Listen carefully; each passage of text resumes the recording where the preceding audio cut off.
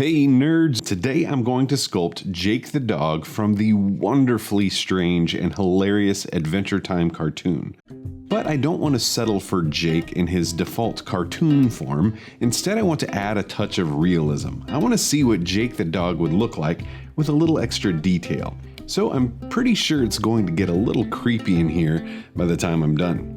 So I'm going to build Jake with Super Sculpey medium blend polymer clay, and I want to start by bulking out the body with foil. Now I want to pack the foil pretty tight, so with Jake's bulbous body it's going to take more foil than you would think to get it to the size I'm looking for. But once we're there, I'm going to wrap the foil in a thin rolled out layer of clay and then smooth out the surface. Now, in order to eventually cut out Jake's mouth, I know I'm going to need a little extra clay on one end of the body, so I'll fashion a fairly thick disc of clay, place it where the face is going to be, and then blend it into the rest of the body. Then, using a ball stylus, I'll press out a couple of cavities for the eye sockets, and then I'll insert a couple of pre-baked clay balls for the eyes. Now, it's hard to translate Jake's cartoon eyes into something more realistic, but in the cartoon, he's got these black circles around the whites of his eyes, kind of making it look like he's wearing goggles. So here I am cutting a couple strips of clay to wrap around the eyeballs to try to achieve this effect.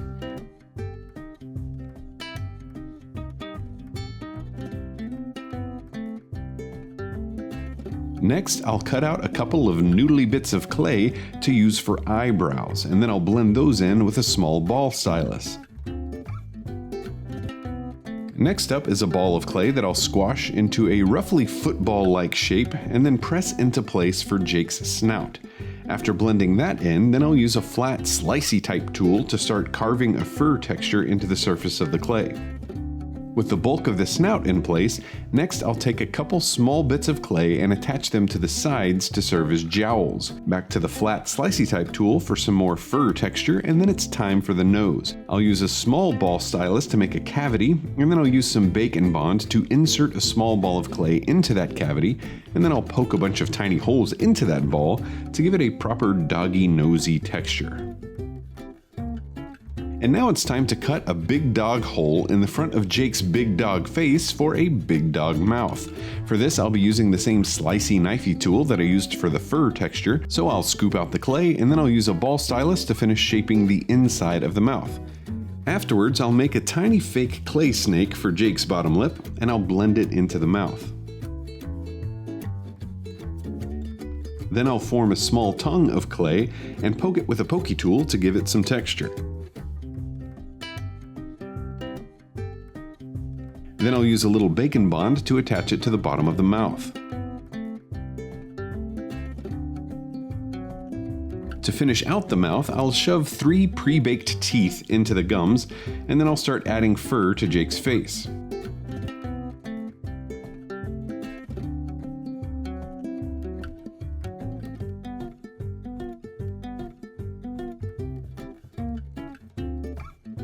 At this point, Jake's pseudo-realistic face is looking every bit as creepy as I'd hoped it would, so I'm feeling good about moving forward. Now this is important because I'm about to spend a ridiculous amount of time carving fur into Jake's body, and I wanted to make sure that the face looked good before spending all of that time.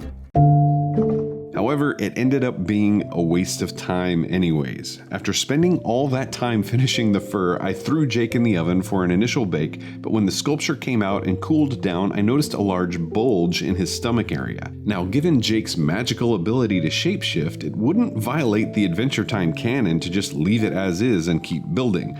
Alternatively, I could just carve out the polymer cyst and redo that particular patch of fur, but at this point I'm seeing an opportunity to just start over and make Jake bigger. So that's what I decided to do.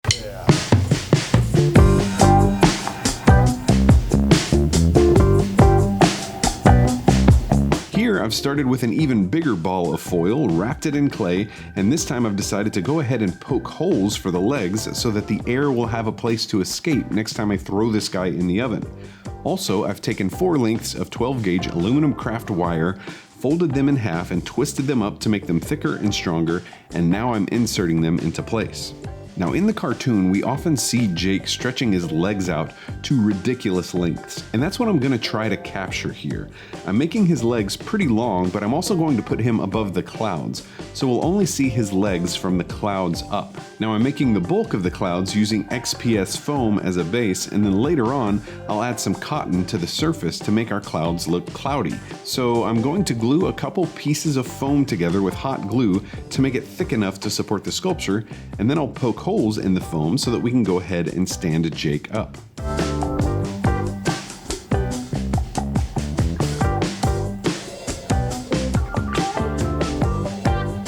So this time I'm going to do Jake's eyes a little differently. I'm going to cut the eyeballs in half this time, and then instead of wrapping strips of clay around the eyes for Jake's goggles, I'm going to use this conveniently sized clay shape cutter to carve the shape of the goggle directly into the aforementioned hemisphere.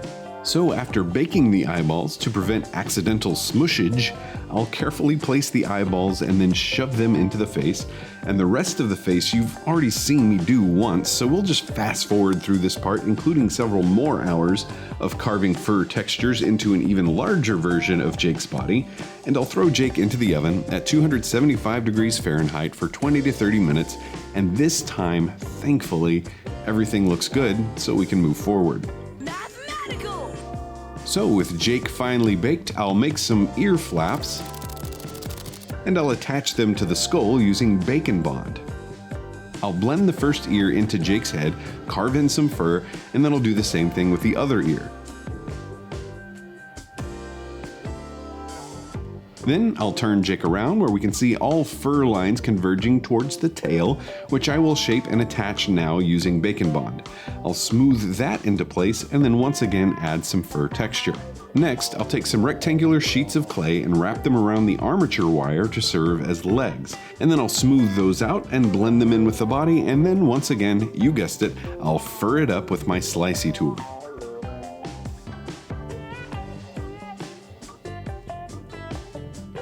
Now, with the sculpting done, it's time for another quick bake, and then I'll start painting. We'll start with a coat of acrylic gesso for a primer, which in this case is necessary because Jake is a yellow dog, and yellow is notoriously difficult to get good coverage with when painting over gray clay.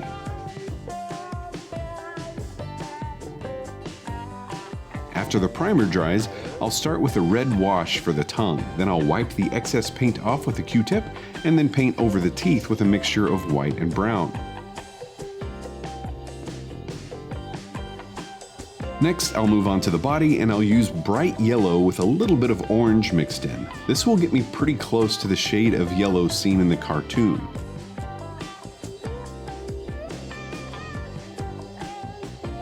Once this layer dries, I'll mix in more orange and a touch of blue to give me a brown shade that I'll use as a wash over the base coat. Now, in retrospect, I should have thinned it out with a little more water so that the wash would seep into the cracks a little better.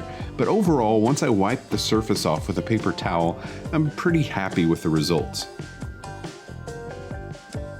The next step is a subtle one. I'm going to dry brush some bright yellow over the first two coats of paint to give the surface a little more depth and contrast. Finally, I'll move on to the face. I'll add a drop of red to some white paint to give me a pale pink shade that I'll use as a base coat for the eyeballs. Then I'll use a semi-dry brush with white to lighten up the middle of the eyes, and I'll blend it as best I can with a paper towel.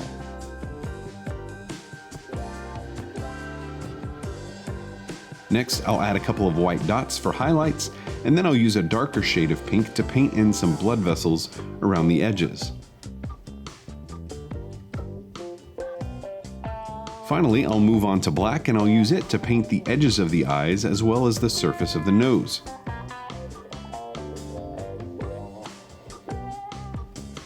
Then it's time to make the shiny bits shiny, and we'll start with the inside of the mouth. I'm going to use an acrylic gloss varnish for the tongue, teeth, and nose, which will give them a glossy wet look. Now I want the eyes to be especially shiny, so I'm going to go a little more hardcore and use some UV resin. I'll start by adding a drop of resin to the eyes, then I'll spread it out with a sharp pokey tool, and once I've covered the entire surface, I'll blast the resin with a UV flashlight, which will quickly cure the surface, giving Jake a shiny twinkle in his eyes. At this point, I'm done with Jake, and the last thing I want to do is to turn my foam base into a cloud. To do this, after trimming off the corners of the base with a utility knife, I'm tearing bits of cotton off of a cotton roll that I found on Amazon, and I'm gluing it to the base in small pieces using Elmer's extra strong glue all.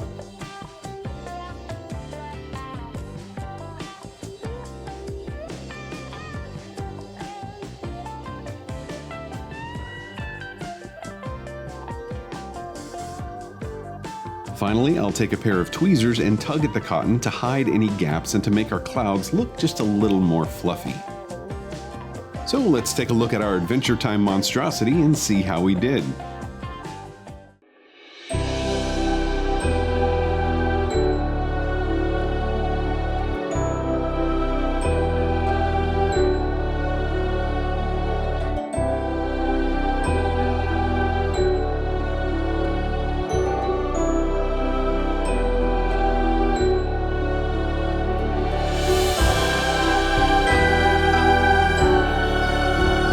If you have any other character ideas you'd like to see me try to sculpt, let me know in the comments.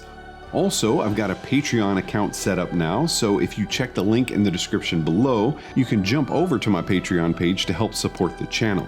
And if you like what you saw today, be sure to like the video and subscribe below. Once again, I just want to thank you for watching, and I'll see you next time.